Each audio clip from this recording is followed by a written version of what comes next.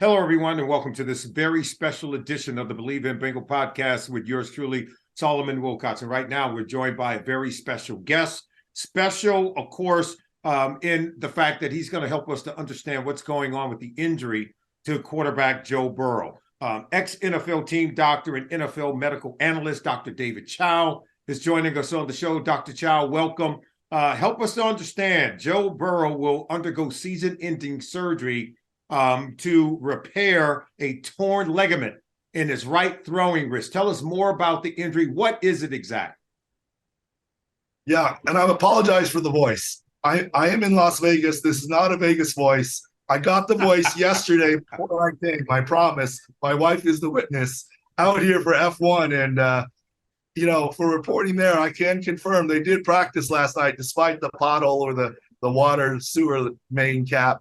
And it was at 3 or 4 in the morning that they practiced. And it's a great view, but the cars are very loud. It's not a soundproof room. Well, it's quite all right. It's quite okay. Tell us more about this injury. Inquiring minds want to know what's going on here. Undoubtedly, it happened on the hit from Jadavian. He goes down, and our suspicion is it's the scapholunate ligament in the wrist. It's the worst case scenario. It's not a piece of cartilage in his wrist. We knew it wasn't a wrist sprain. Now, I'm not banging on Zach Taylor for calling it a wrist sprain. Generically, you could say wrist sprain, just i.e. some sort of wrist injury, but it's not a sprain. It's a torn ligament. When you feel a pop, it's always more than just a sprain. And he felt a pop. And then on the next pass, what happens is both the bones, the scaphoid and the lunate bone that are held together by that ligament, shift and move. So the bones in his wrist move, and that's the pop that he felt. And that's why when he throws on the sideline, he feels the bones moving. So he is done for the season. He will need surgery. And even if the Bengals make it all the way to Las Vegas for the Super Bowl, Joe Burrow is not playing. But next year, no issues, I don't think. Yeah, and I went back and I looked at the tape. When he threw the touchdown pass, there was no contact on the play. He winced in pain. We saw it, as you alluded to, on the sideline where he threw the ball and he buckled. His knees buckled and he went down in what appeared to be excruciating pain. So if there was this pre-existing injury, I have to ask you, why was maybe this injury not disclosed? Well, I can tell you for sure that a scapholunate ligament tear was not in Joe Burrow's wrist when he came off the plane. That little whatever that black thing was, a compression sleeve or what iPad glove, whatever he says it was, that would not hold bones in place, okay? That would not. So he certainly had a new injury. Now, the NFL is going to investigate whether he should have been on the injury report, and they do that pretty routinely. Yeah. Pick up the phone, call the doctor. What did he have? Nothing? Okay. Athletic trainer, nothing? Okay. Show me your electronic medical records because you guys chart everything that he has nothing. You're in the clear. Oh, he had something, but it was minor and you felt all on he could play. There was no ligament issue, whatever. You're in the clear. If there was a partial ligament tear in his wrist and they discover that, there will be fines. But that's jumping way far ahead. Yeah. Most of the time, there's not. And Solomon, you played the game. You know that teams didn't travel 3 team positions, 5 athletic trainers, a physical therapist for those 2 or 3 names on the injury report, right? I mean, You know that. I mean, there's a lot more guys that are banged up, especially in week 11. Dr. Chao, what kind of surgery is expected to repair this kind of injury? Well, it depends on how far the ligament is torn. Hopefully, it can be repaired primarily with suture and anchors and no graft. He may have some pins in there temporarily to hold it to protect the repair. You're talking about at least a 3-month recovery timeline. He could probably do something during OTAs ahead of training camp. I don't anticipate it to be an issue. But then again, Joe Burrow really kind of never does training camp and does great, right? Absolutely. This is a guy that, to your point, he's displayed tremendous courage throughout his career, played through some difficult spots. We've seen this guy get sacked 9 times in a divisional playoff game and keep getting back up to play and to win. We saw him play on an injured calf to start the season. How was he able to play with this injury? Well, Joe Burrow's amazing, right? I mean, Yeah. if you think about his success, most people need to play in the preseason to get used to a system and team and have success. COVID took away 1 year. The ACL recovery took away a year. Yeah. The appendix took away a preseason. And this year was the calf. So the man has never really done preseason, and he's done great. So he'll be ready for this preseason, but we'll see if he does anything.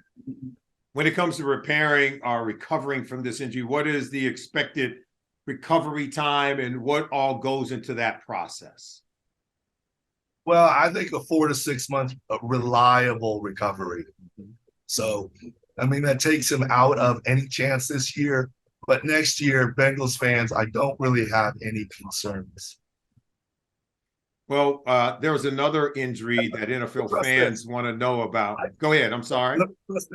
I don't believe Joe Burrow is injury prone. Stop with that. Okay. He's prone to injury because he's a quarterback and he gets hit and targeted. He is not injury prone. He plays a collision sport game. None of these injuries, wrist, appendix, calf, ACL, are related to each other. It's not like anyone else getting the same hit would not be injured, and Joe Burrow is. So I do not believe he's injury prone. The position he plays makes him prone to injury, and he's had some bad luck. Oh, there's no doubt about it. This is not a what if you get hurt kind of league. This is a 100% injury league. You play long enough, you're going to get hurt. Even the great Tom Brady had an injury where he was knocked out for the rest of the season. We saw it happen multiple times in the career for Aaron Rodgers. This is not the first time Aaron Rodgers was injured during the season and had season-ending surgery. You play long enough, it is going to happen. So we just have to understand that. That is the sport of football, particularly within the NFL. I want you to tell us more, if you know anything at all, Dr. Chao, about Baltimore Ravens tight end Mark Andrews, who was injured in the first quarter of this game. It was said to be an ankle injury. He's going to have season-ending surgery as well. What more can you tell us about that? He has the worst type of high ankle injury. The ankle goes out, tears the ligaments, the syndesmosis, and then breaks the fibula. So his ankle joint, so he needs surgery to put it back together. And it's going to be very difficult for him to return this season. Perhaps if the Ravens can get to the Super Bowl, he might do a little something, but it's a long shot. And, what about the hip drop tackle? What do you, as a former player, what's your stance on it? I have mine. Here's what I could say. I had to tackle people who are much bigger than me, who are much stronger than me, who are much faster than me.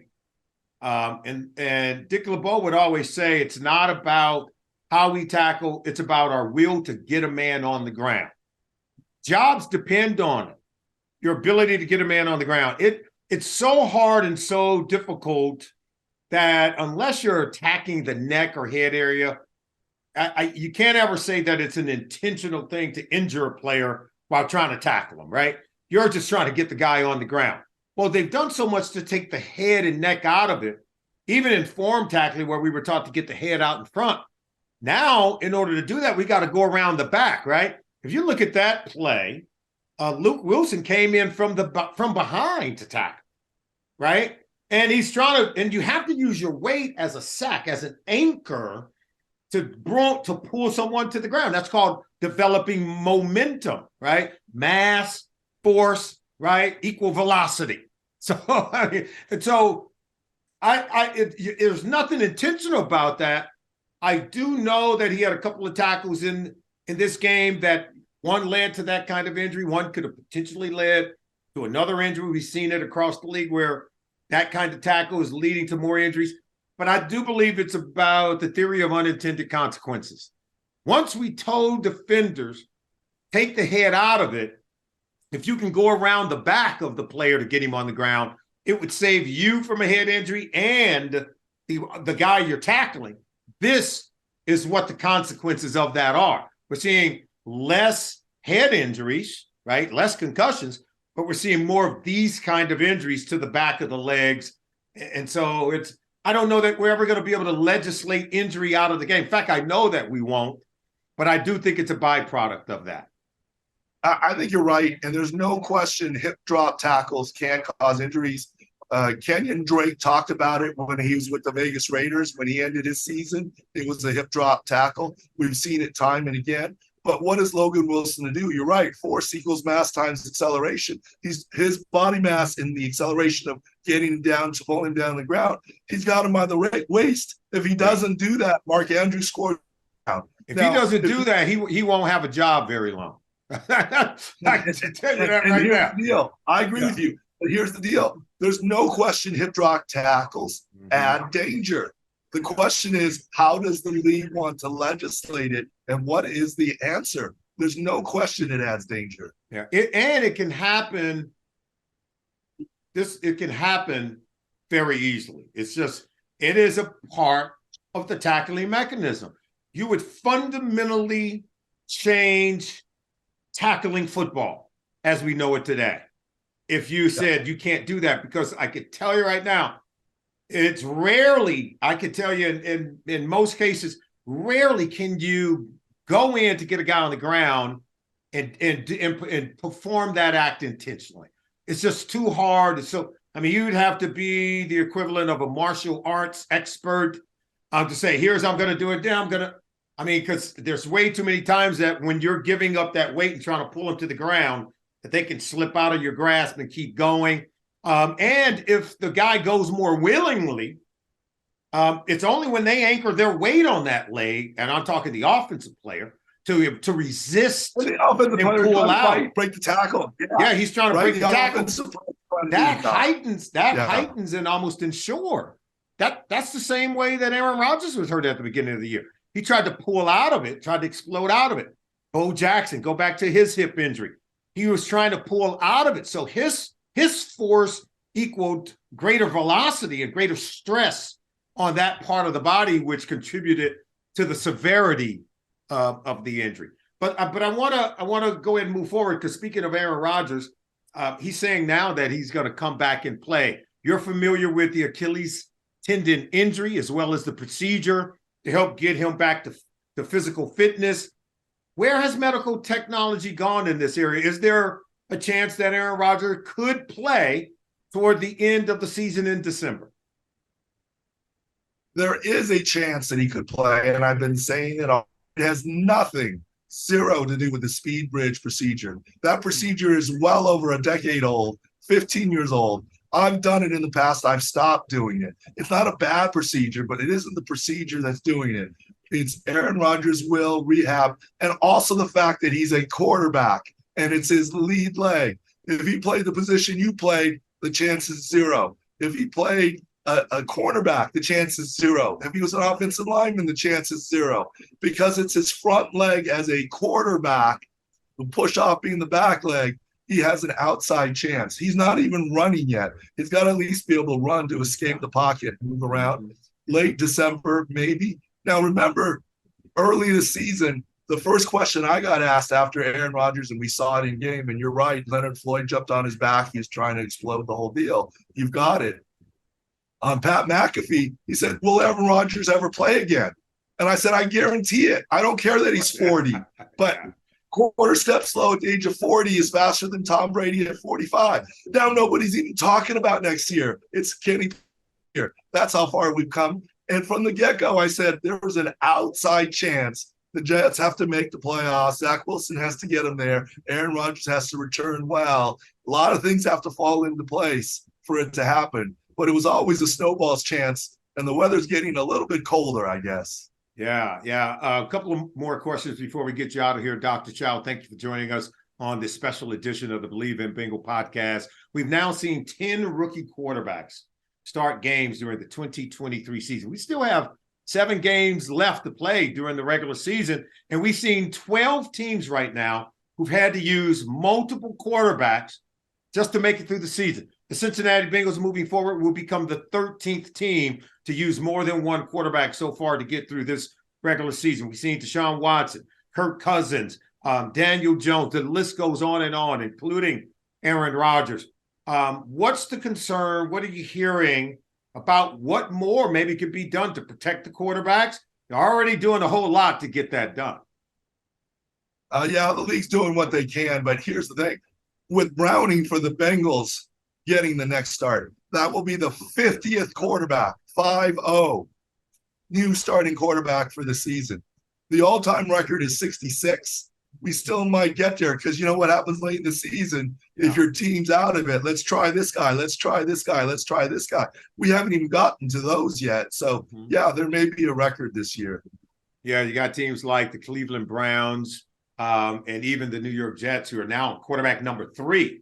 As we recall, last year, the 49ers ended up using 4 quarterbacks and really ran out in the NFC Championship game. So I know the league is constantly trying to do more to make sure that they have better resources, more bodies at the quarterback position. It seems like we're going to have to maybe tweak the rules a little bit more to help teams get through a season and help these quarterbacks to get through a full season healthy. Dr. Chao, all the best to you. I know people can find you on Twitter or on X by going to @ProFootballDoc. That's where they can find you. Great information there. You're always giving us great content and great information. We appreciate you greatly. Thanks for joining us on the show. And the Sports Injury Central podcast on the Believe Network too.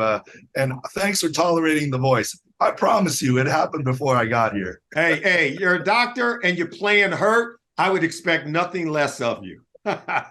Take care. All right. Thanks, Solomon.